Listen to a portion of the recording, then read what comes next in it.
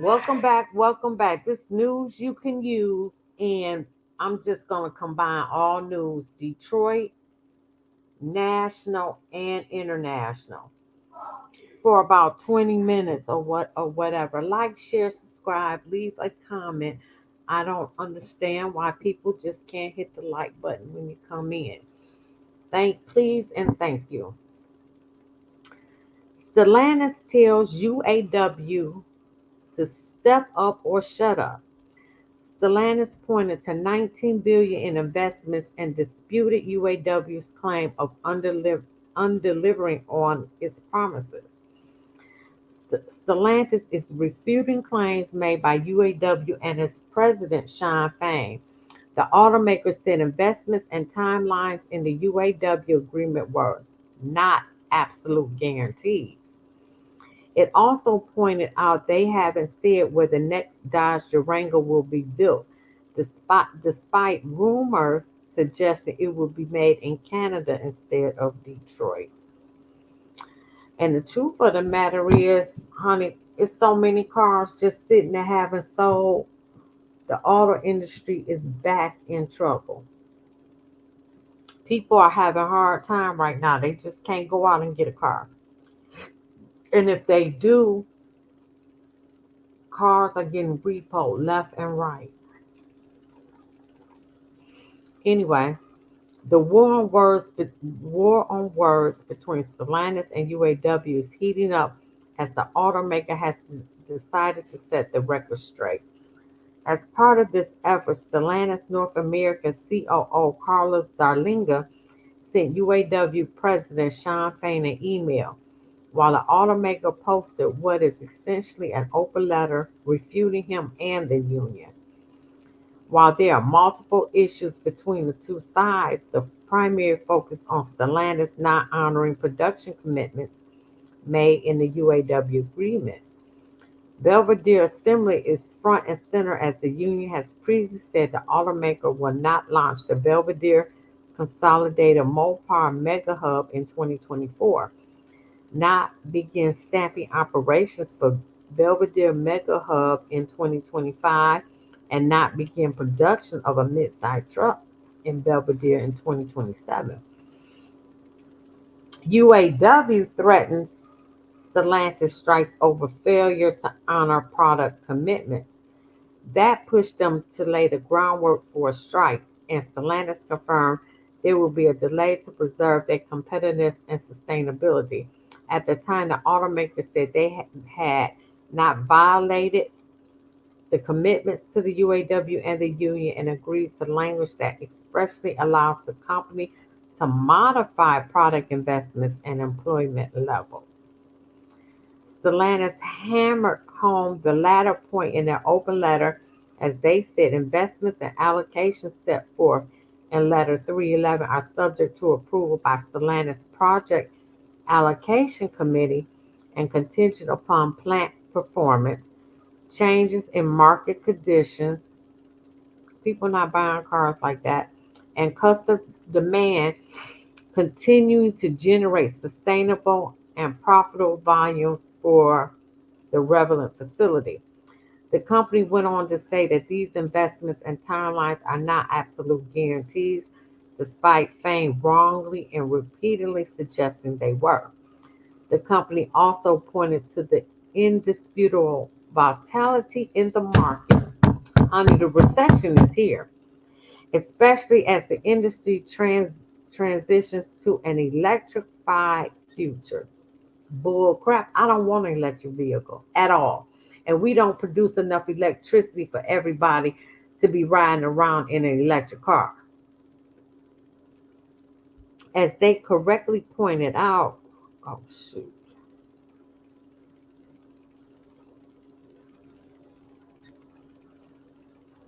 Many companies are walking back their electrification plans and pushing back goals to go electric only. Next Dodge Durango production site still undecided. Besides talking about Belvidere Assembly, Stellantis said they haven't made an announcement regarding the production of the Dodge Durango. The agreement with the UAW called for it to be built in Detroit starting in 2026, although recent reports have suggested it could be made at Windsor Assembly along with the Charger. Oh my God.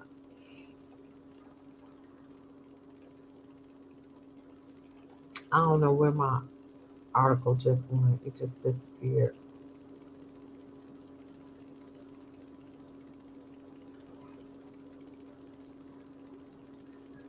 I'm really pissed. Oh, you know what? Let me try my other phone. This is really crazy.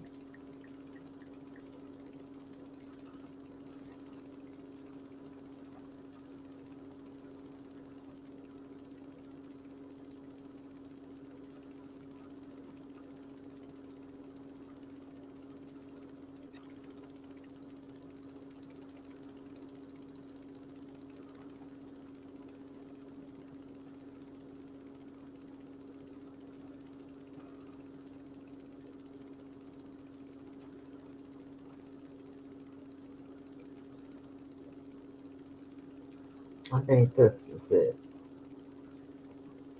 It just disappeared.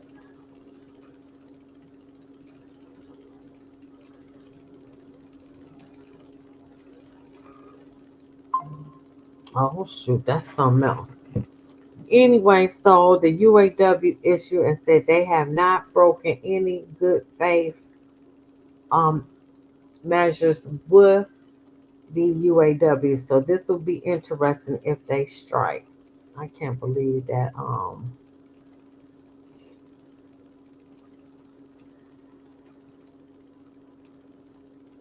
Now the vacant Stellantis plant to be repurposed by German auto supplier. A German auto supplier plans to redevelop a former Stellantis facility into a metal stamping plant. LaPel Automotive expects to invest 93.4 million repurposing the Mount Elliott tool and die facility in Detroit, a historic automotive stamping plant that was idled in 2018. The project is expected to create 173 jobs and establish the facility as LaPel's U.S. headquarters. Ah, that's good to know. The Michigan Strategic Fund, during its Tuesday, September 24 board meeting, awarded the company a 3.5 million grant and state essential services assessment property tax exemption value at $653,760. For this project, LaPel has deep knowledge in revitalizing former industrial facilities and bringing them back to life, as we have seen in Germany, which really makes this a terrific opportunity for Detroit and Michigan, said Veco Bobus, a Europe investment director for Michigan Economic Development Corp. Founded as a metal repair shop in 1919, LaPel now manufactures spare auto body parts like hoods, fenders, doors, truck lids. LaPel plans to lease the 270,000 square feet of the vacant 428,000 square feet Mount Elliott facility from the new owner, METD Detroit Incorporated. The building will be rehabilitated and modified with installation of new auto manufacturing equipment. In the 90s, LaPel brought a former German coal rolling plant back to life. The facility now employs more than 700 people supplying BMW, Volkswagen, Webasto, Mercedes, and Porsche with spare auto parts.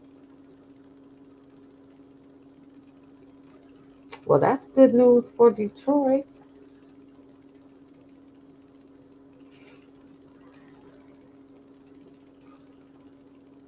Ah,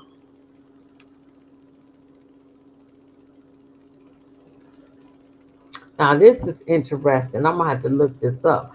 Companies are quickly firing Gen Z employees. Why? Because they don't want to work. Hey, Leon, employees don't want to work. Companies are rapidly firing Gen Z employees just months after they hired, according to a new report from Intelligent.com. Excuse me. But instead of putting the blame on GZers, one expert told Newsweek who's really at fault. The survey revealed that 1 in 6 businesses said they were hesitant to hire recent college graduates over concerns about how prepared they are for work, as well as their communication skills and professionalism. Wow, that's true. And a whopping 6 in 10 employers had already fired college graduates who were hired in 2024. 1 in 7 said they might refrain from hiring new college grads next year as well. Wow. The survey looked at responses from 1,000 business leaders in August who revealed a strong skepticism from companies about how worthwhile Gen Zers are as employees because y'all lazy. Lazy. Many recent college graduates may struggle with entering the workforce for the first time, as it can be a huge contrast from what they are used to throughout their education journey. They are often unprepared for a less structured environment and the expectation of autonomous work. Although they may have some uh, theoretical knowledge from college, they often lack the practical real world experience and soft skills required to succeed in the work environment. That's why they need mentors. And because Gen Z has a stereotype of being lazy and uncooperative, that it's a fact. In the workplace, employers might be primed to find problems with a generation of workers that is adapting to full-time jobs for the first time.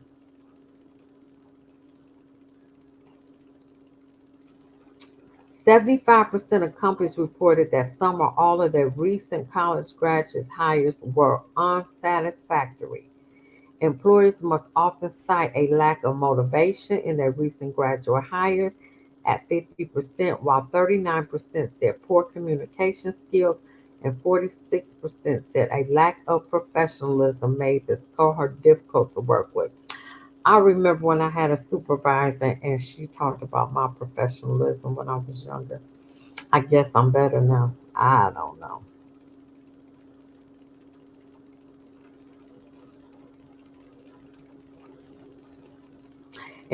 Driscoll said employers are now asking for skills not prioritized by the education system. When graduates subsequently fall short, companies are not investing in training them either. Wow. Instead of teaching new hires what they want from them, employers are simply firing workers for not being prepared. It's a cynical issue that reflects systematic failure on multiple levels.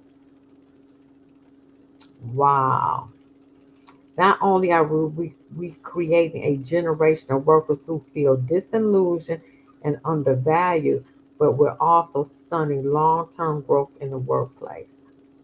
Gen Z is hungry for development opportunities, but if companies keep treating them as disposable assets, we're going to end up with a workforce that's both overworked and unprepared. You ain't lying about that overwork. No, they ain't lying about that. Because as people retire, companies are not replacing them. So one employee doing two, three, four, five jobs for the same amount of pay. The solution is not to stop hiring people fresh out of school, but instead change how education and professional development are viewed. Companies are failing workers by not taking responsibility for training and hoping that a college degree can substitute. It never has, and in our current system, it never will. That was a good article. That there was a good article.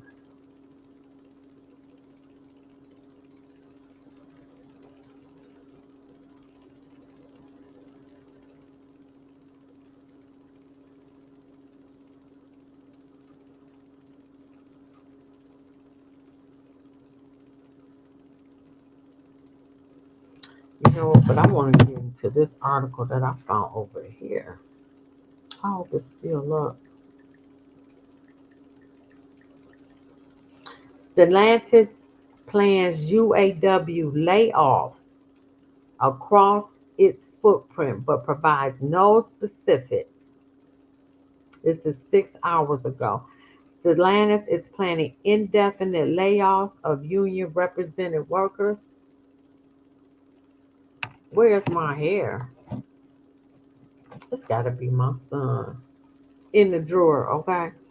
Stellantis is planning indefinite layoffs of union represented workers across its footprint and is cutting seasonal supplemental employees as well. The total number of workers who will be affected was unclear as of Tuesday. We are in a recession. They just haven't called it yet.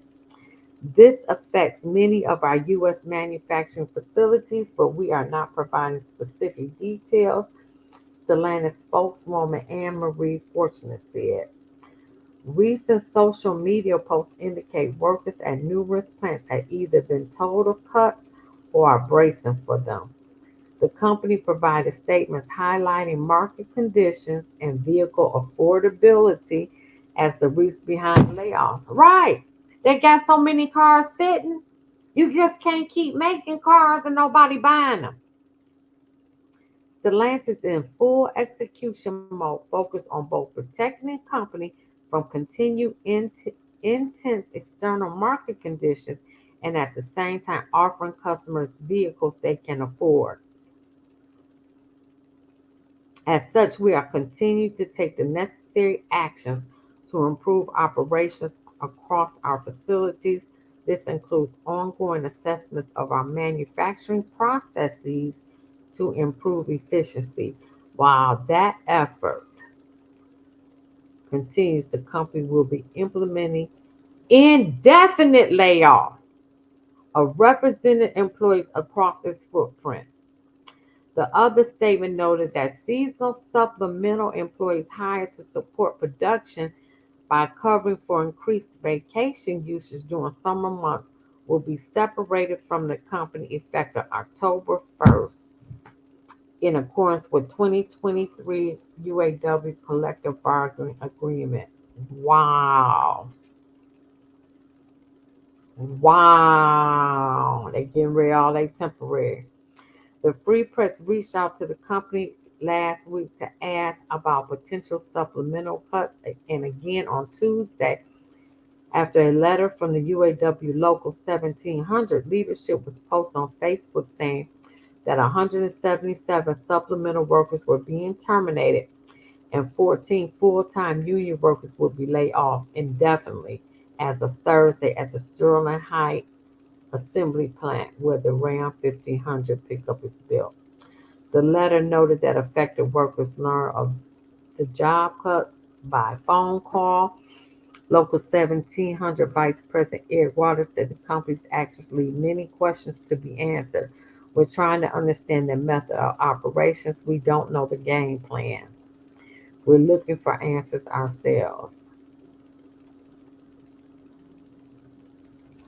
The automaker also announced that it would cut a shift at the Warren Truck plant this year and says it has delayed plans to reopen the idle Belvidere assembly plant in Illinois. And again, they talking about moving the Dodge Durango from Detroit to Windsor, Ontario. The union has filed grievances with the National Labor Relations Board and has threatened potential national strike over product investment related issues.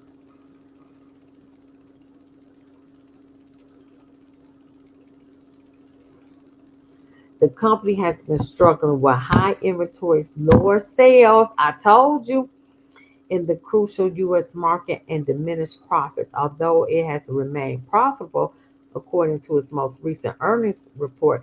Stellantis U.S. dealer issued a highly critical letter calling out CEO Carlos Chavez, saying they've been warning executives about the company's directions for the last 2 years. The company has launched a search for a successor to Tavares, although Stellantis in a statement pointing to the expiration in the 2026 contract. Oh, I got to send this out.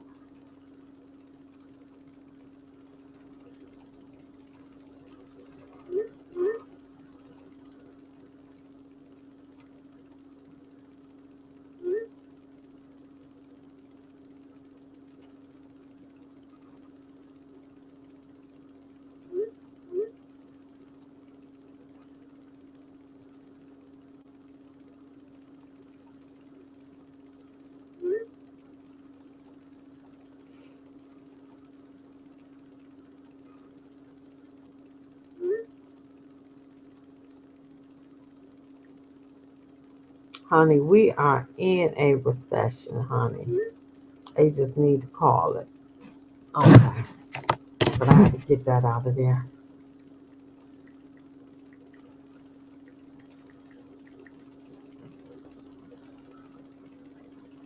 Alrighty then, let me see.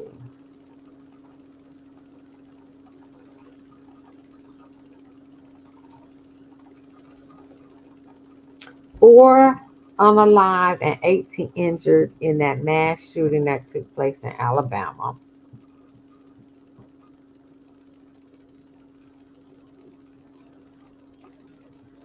Multiple shooters fired multiple shots on a group of people. Oh, it was multiple. I thought it was just like, wow, two men and a woman were found unalive on the roadside on Saturday evening. A fourth man later died in the hospital with serious gunshot wounds. Cops believe one of the people gunned down was the target of a fatal attack, with the others being caught in the crossfire. And this happened at the Hush Hookah and Cigar Lounge on Magnolia Avenue just after 11 p.m. Among the 18 others who are left injured, some are still in life-threatening conditions. Many are receiving treatment at the University of Alabama Birmingham Hospital.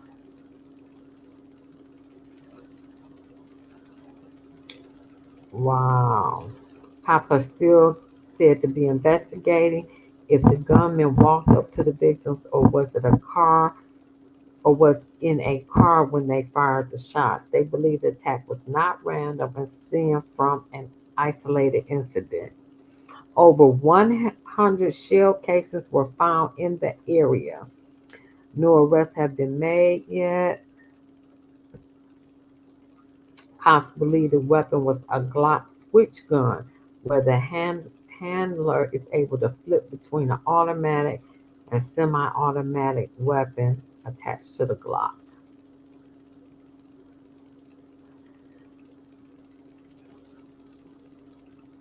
There have been 400 mass shootings across the U.S. this year. Wow. There's a $5,000 reward.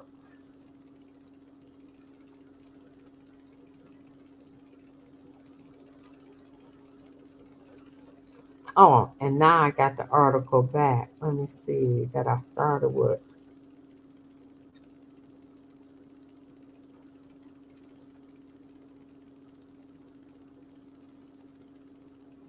Also, Stellantis has offered buyouts to white collar workers amid concerns of a drop in profits.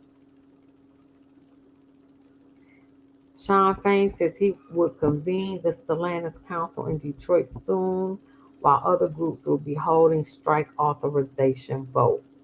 The investment and timelines are not absolute guarantees, as Fain has wrongly and repeatedly characterized, but contingent upon numerous factors, including market conditions, according to Stellantis.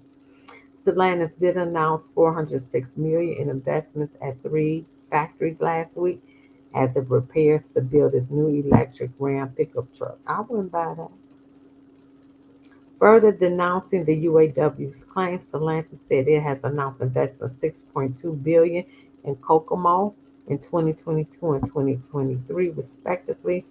With those investments plus the recently announced $400 million in Michigan, we have actually announced about 30% of the nearly 19 billion that is included in the 2023 agreement, not just 2% as Sean Fain has said. To be clear, Stellantis has abated and will continue to abide by the agreement the parties reached in 2023. It's a bad time to strike. We already in recession. Don't do it. Don't do it. It's gonna end up bad for you. Yes, it is.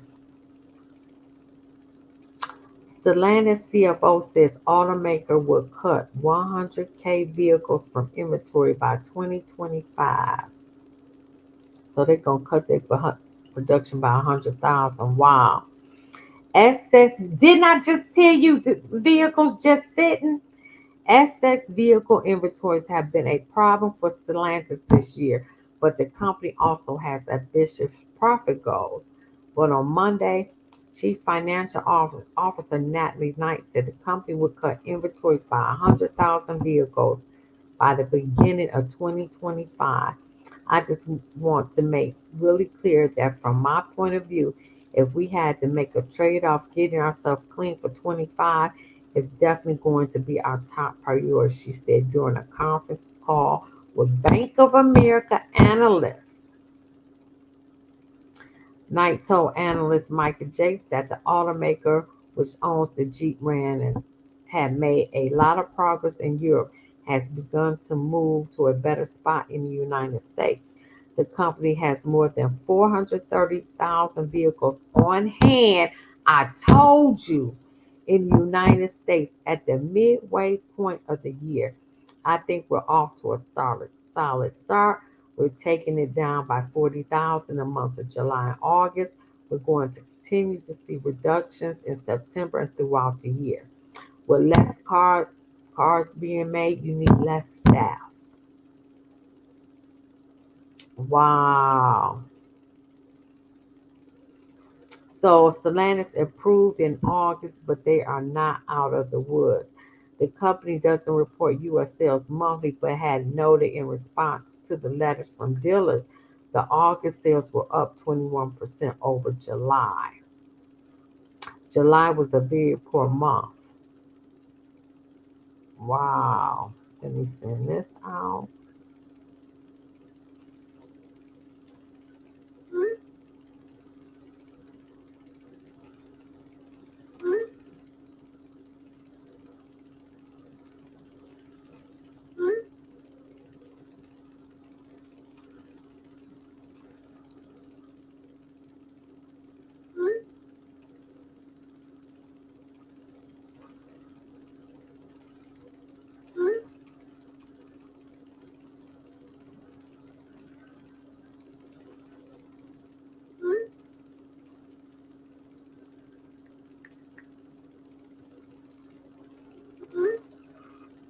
Wow.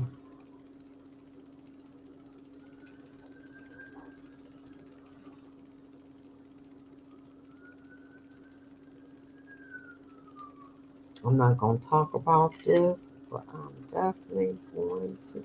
Dang. What happened?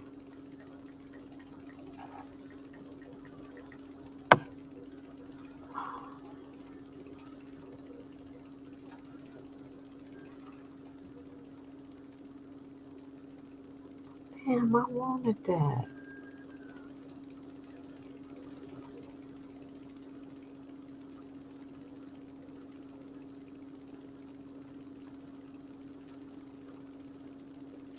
Wow, a devastating plane crash took out 236 members of the 101st Airborne. Wow, where did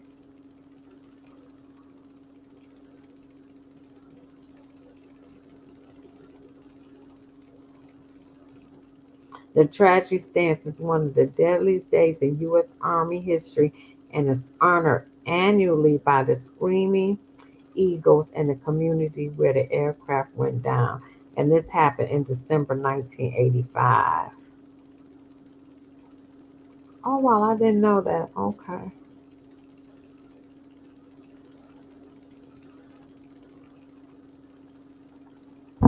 Wow, more economic bad news. The party is over for Subaru.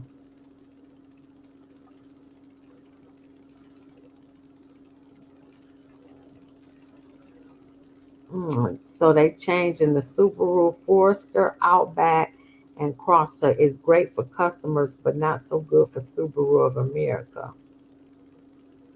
If you are considering a new Forester, Outback, or other SUV, it's a financially sound time to invest in these all-wheel drive models.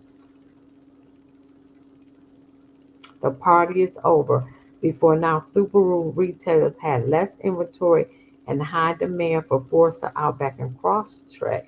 Now, retailers across America have increased inventory, fewer buyers, fewer buyers because of the economy and higher interest rates, and they have over incentives to move new Subaru models off of their lot. The updated most current data release reveals that something odd is happening at Subaru retailers across America. That's good news if you're looking for a fuel efficient and affordable vehicle. Prices are falling. Recession is here.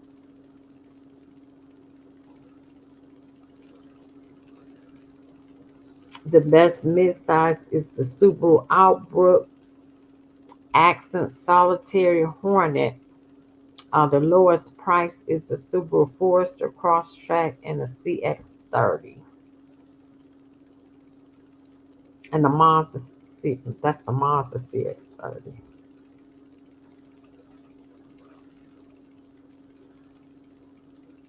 Wow.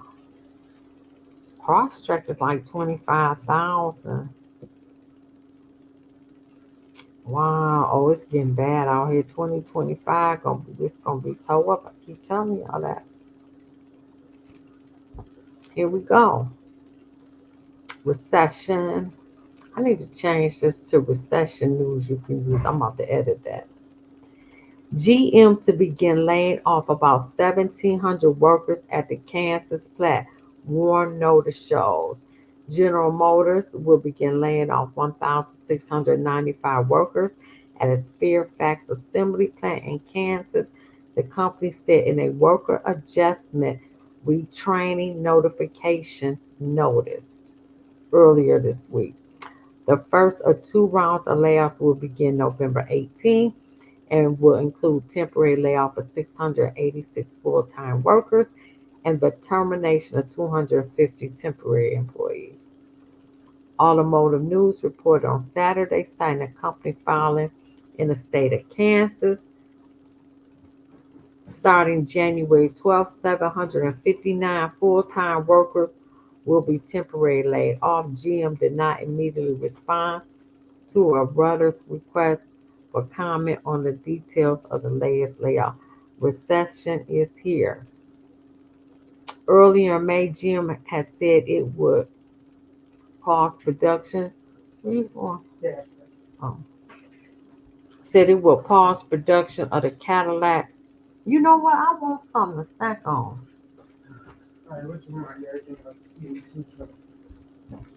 Um, just give me some.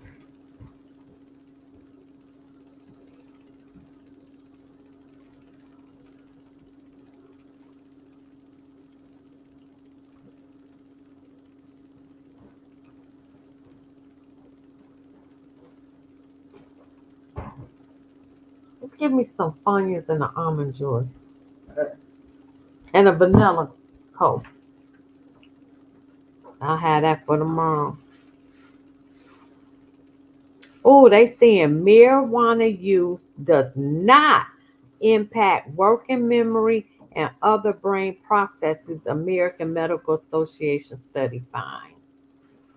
Researchers looking into the effects of medical marijuana use on the brain processes say in a new federally funded paper published by AMA that cognitive attributes such as working memory, reward, and inhibitory control were not significantly affected after a year of cannabis consumption. Our results suggest that adults who use cannabis generally with light to moderate use patterns for symptoms of pain, anxiety, depression, or poor sleep experience few significant long-term neural associations in the areas of cognition, says the study funded by the National Institute on Drug Abuse, published this week in the journal JAMA Network Open. Researchers recruited 57 newly certified medical marijuana patients from Boston area, and they monitored their brain activity.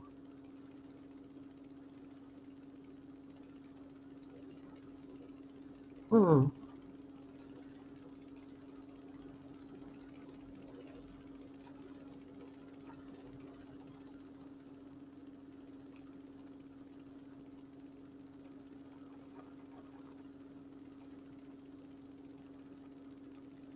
Okay, I'm gonna do Detroit tomorrow.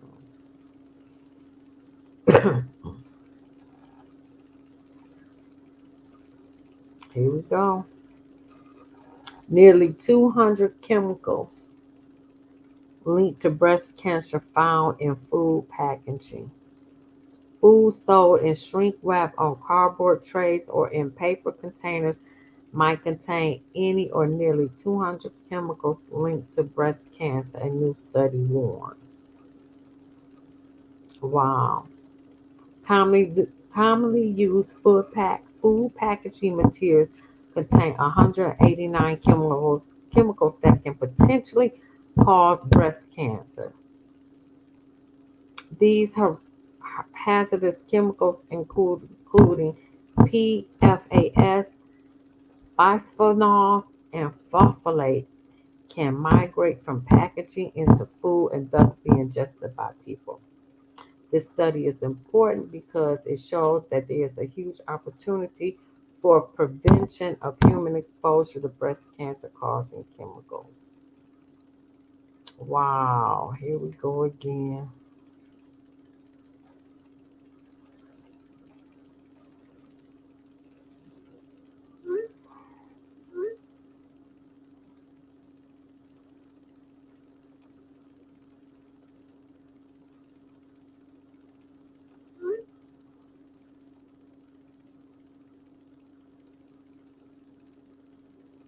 Divorce rates in America is highest in these 5 states.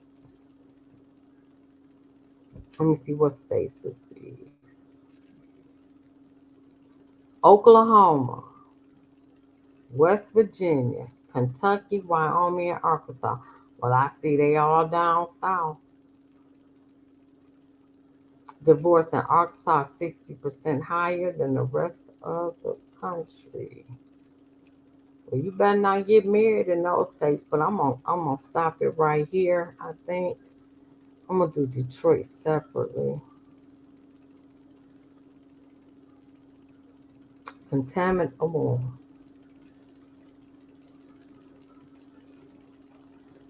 yep, I'm gonna stop it right here. All right, like, share, subscribe, leave a comment.